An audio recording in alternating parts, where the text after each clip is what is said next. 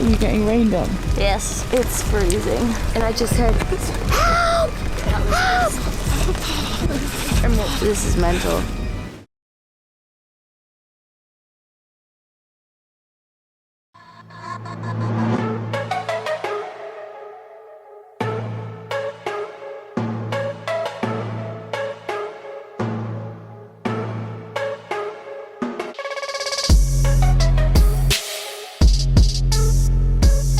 Welcome to episode 4.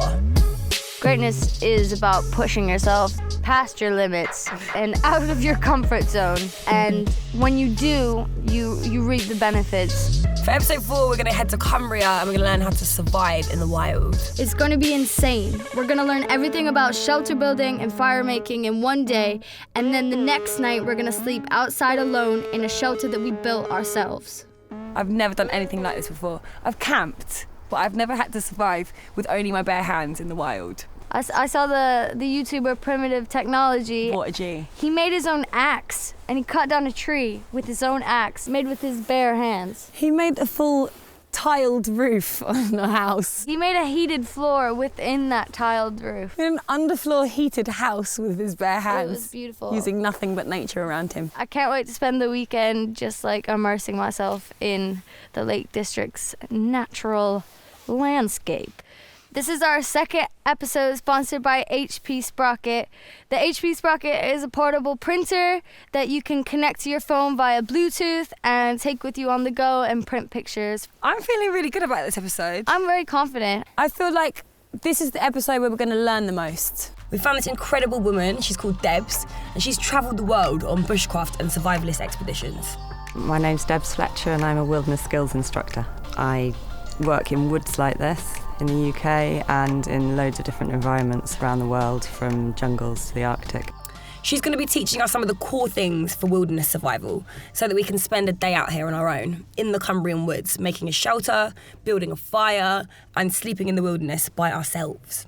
The things generally people talk about are the 4 main things would be shelter, fire, food and water, and we'll look into that as much as we can.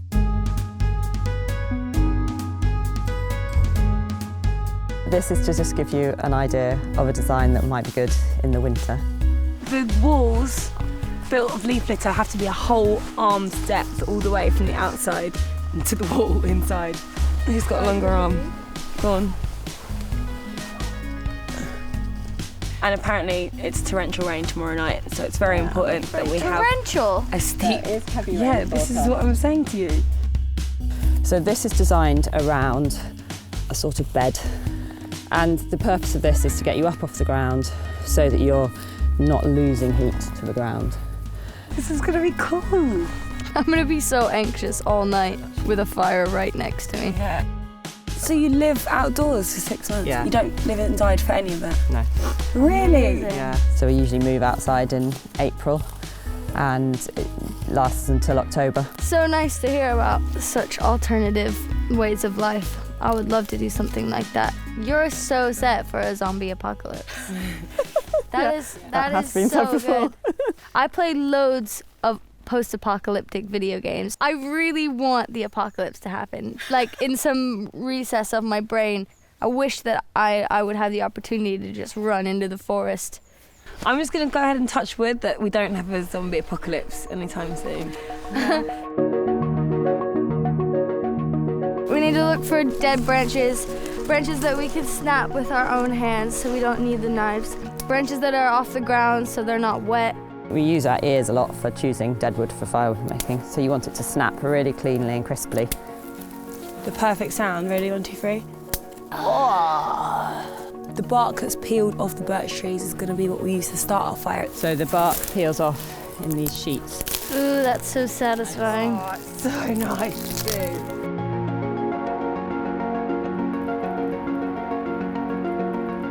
The best thing to do at the start of building a fire is to make a dry wood platform. That's what this is. It insulates, it brings your fire up off the ground, so it's insulating it from the damp and from the cold of the ground. This is a fire steel. It starts a little spark like this. The sparks are massively hot. They're nearly 3,000 degrees centigrade, the sparks. So they're going to light stuff even if it's slightly damp. Right, ready? Yeah. Steady, go. Yeah, baby. We're in business. Yeah, baby.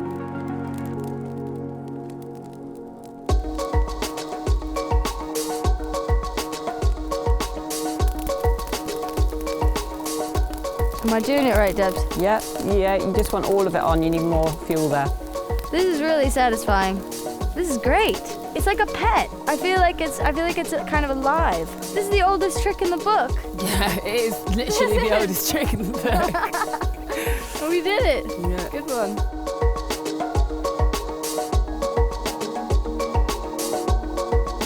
It's very springy, like a mattress. So we're gonna be sleeping on that. So you get a big bunch. Make sure you cut away from yourself, not down into the ground.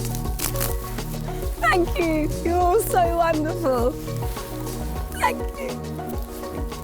So I just made myself a little bundle, tied up with some string.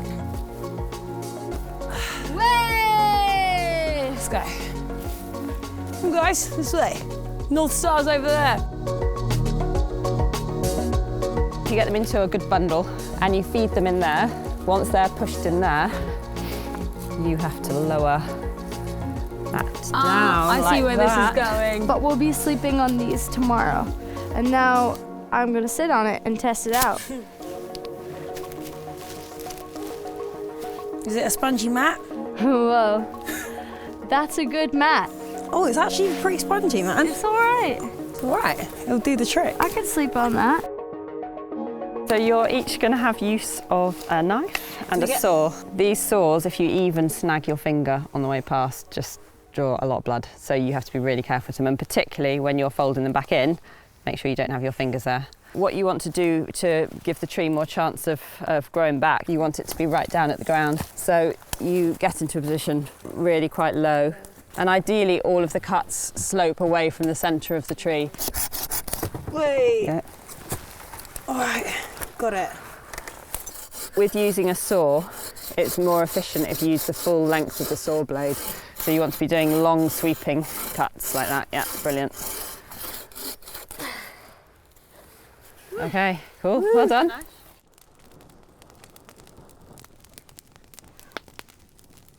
So we need to get here as early as possible. Yeah, utilize all the daylight that we possibly can. We need to do things that require the most energy first. So getting our big structure beams, getting our balance beams, doing all our sawing. Yeah, structure is the most important thing. So yeah, I think we pretty much got it. Yeah. And that's it. That's all you really need to know.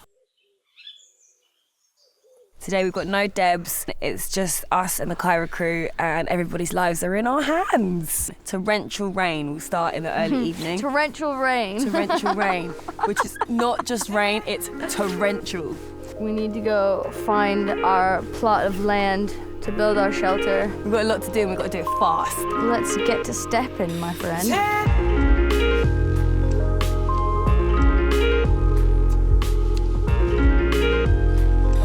This is a good spot.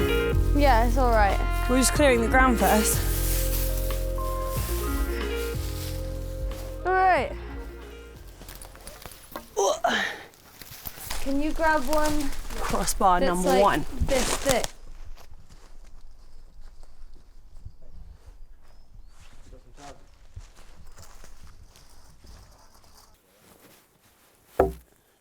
Ow, it really hurts. Ow! Oh. It's just gonna hit my face. Please don't hit my face.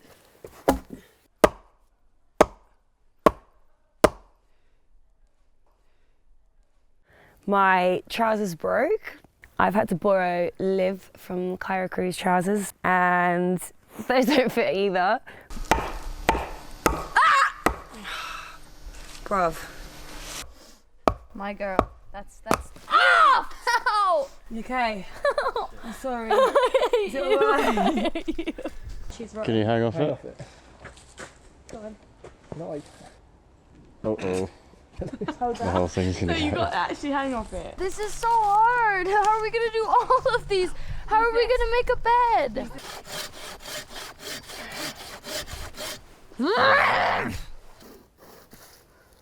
That's great, that's perfect. That pole's so long. Oh no, we're gonna have another one underneath here, aren't we? No!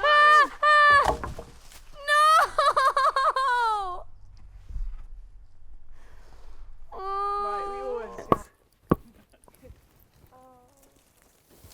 What happened? Just smashed my knuckle.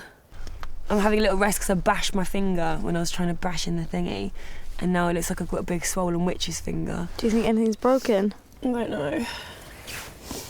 They won't let me carry on, okay? Kyra crew member Johnson stood in to finish the job. Yeah.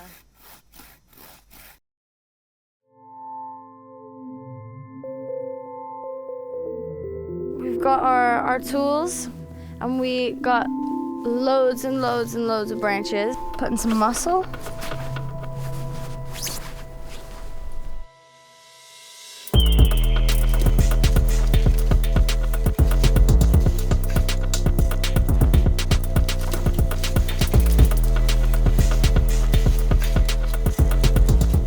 We've done quite a bit. The stage we're at now is like putting the twigs, the brash, on top of the logs we've already built for the shelter, and then the leaves are going to go on top of that. Feeling a bit better about it now though, not going to lie. Did lose my head a little bit, got a bit injured, but now I'm feeling a bit better. Do you think we can probably start leaves now? Yeah. Wish I had a big forklift. Wish we had big hands. Or big flaps of skin on our stomachs to put the leaves into. Or massive bingo rings to just stretch out and fill with leaves. My muscles are still aching from episode 3. Yeah, muscles are still aching from wrestling. We put about a ton of leaves onto the shelter itself, but there are still holes, so it feels like a never-ending cycle of picking up leaves and putting it on the shelter. It's very tedious, but I know it'll pay off in the end.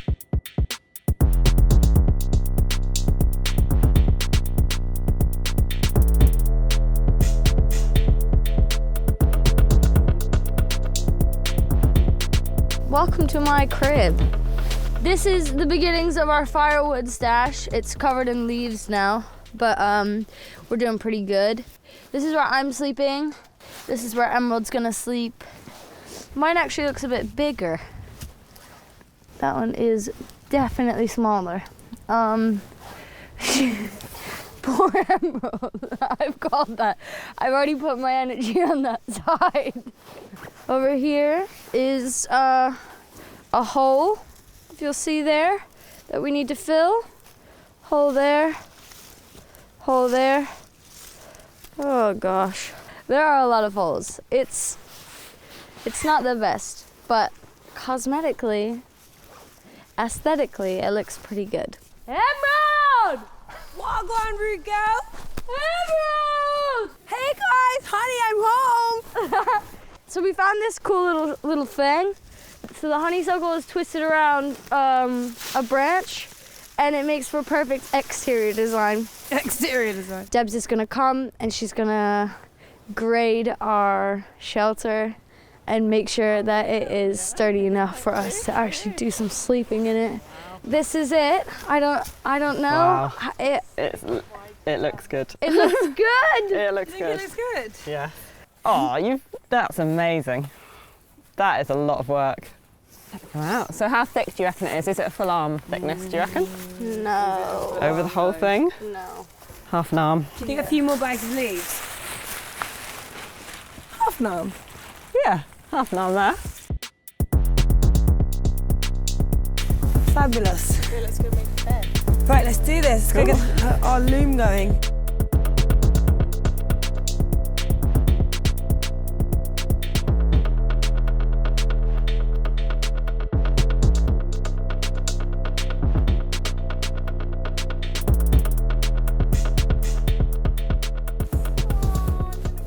Oh my God. Oh gosh. Look at that. Yes. Oh mate, this is legit. Come on. This feels great. And now we're gonna boil some tea, some water. We're gonna boil some water, we're gonna have a cup of tea. Just warming our toesies. All boiled and built by us. Today was really hard at the beginning. Really hard. Got a little bit discouraged. I got so stressed, I lost my head a little bit. Got really angry. Got so angry at one point. But then everything was fine. We found the humour again as well. Look what we did. I can't believe it.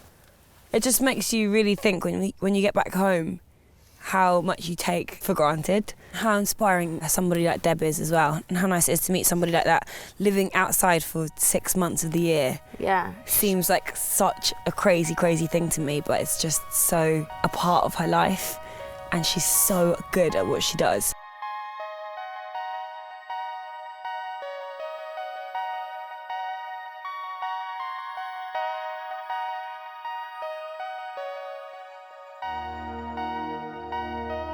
When we started getting the sides up, it started taking shape and we were like, do you know what? This is going to be cool. This is when we started putting the leaves up around the edge. So this is when we started waterproofing. This is us with Debs. I've made a banana with chocolate inside, melted, and just pushed into the fire. Shout out Backhand team. This looks like something you guys would make.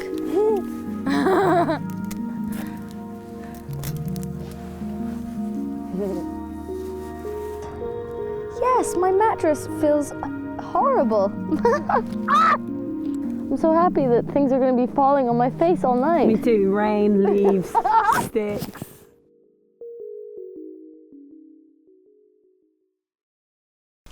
There she is, climbing back into bed. Trying. I can't do it. Good night. Good night, my friends. Like and subscribe. This has been Survival with Ashton and Emerald. It's really raining quite hard. I'm definitely getting a lot of rain in the face. Freezing.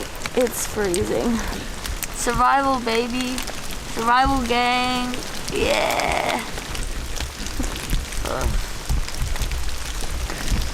They've left us on our own to do this. This is mental.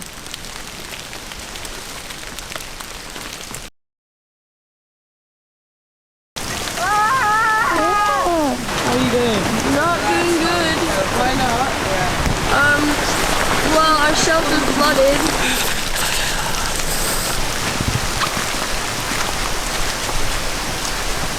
My trousers are wet, my jacket's wet, my boots have puddles in them, and my jumper's wet, and my hair's wet. The shelter flooded and it all went Pete-tong. Heavy rain and strong to gale force, if not severe gale force winds accompanying it as that band of rain, active weather front, pushes its way southwards and eastwards across all parts through Sunday night and into Monday morning. Oh my God. Well, that was absolutely mental.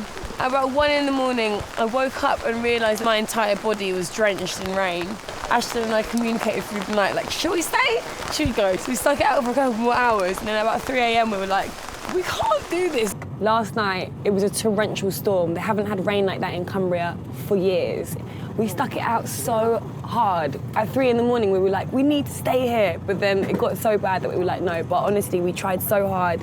And had it not been for the storm, hopefully we would have done it. The whole experience for me and for Ashton was such a learning curve. Learned so many important skills, and it was a tough physical challenge. We were shown a way of life, and in different parts of the world, this way of life is a normal way of life. It's not called bushcraft, it's just how they live. We're really grateful to have learned that from people who are so good at what they do. Thank you so much, HP Sprocket, for making this whole thing possible and allowing us to learn so many new things and go out and learn from inspirational people.